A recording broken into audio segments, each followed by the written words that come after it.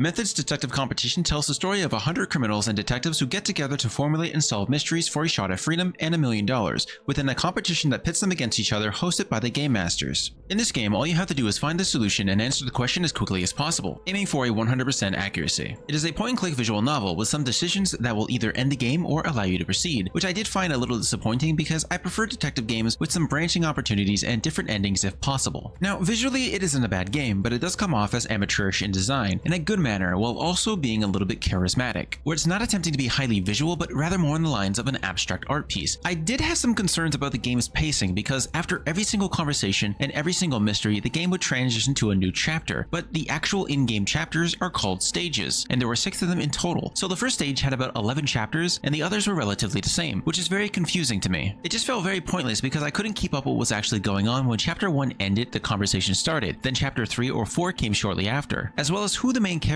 was and why I was continuously wondering when the dialogue switched between the characters I'd never seen before, with their perspectives appearing to be from the player's perspective, while they were deep in thought outside of the normal conversations. I came to the conclusion that this is more or less likely a multi-perspective game in which you play multiple characters for the possibility of their future combined efforts to discover some of the later mysteries, rather than having the game walk you through the process. A lot of the detective work looked to be done by the other detectives because your main character is not very smart, and then your opinion of that mystery was asked, in which you would choose from a solution during the first stages. On top of that, none of the puzzles were actually really that hard to solve compared to many of the other difficult detective games that I've played throughout the past. As with many other detective games, there is a lot of dialogue here. I'd say there's more dialogue than actual puzzle solving, and the puzzle solving is basically just selecting one of the answers on the screen and either failing and trying again or succeeding and continuing on with the rest of the story, which again is mostly dialogue because this is more of a visual novel. During stage 2, I wanted to see how easy this game actually was, so I did disregard the dialogue and focus on brute forcing through all of the aspects of the crime scene. I passed with a 100% accuracy since, once again, this is not intended to be difficult. This personally lowered my interest in the gameplay as a whole, as it seemed to be more focused on the personalities of each of the characters currently in the high ranking and just being silly and goofy like with the Ace Attorney series. If you're looking for something challenging in the mental deduction of crimes and how they came to be with deep thinking and questioning yourself, the game does not have much. You can very easily rush through a lot of the dialogue and get to the end of the chapter. So long as you are paying attention to what the main plot of the current crime is, you can very easily piece together the culprit and how they committed the crime. If you're looking for something relaxed and easygoing, it's a fantastic $2 game that doesn't strive too hard to be challenging but instead tries to be fun.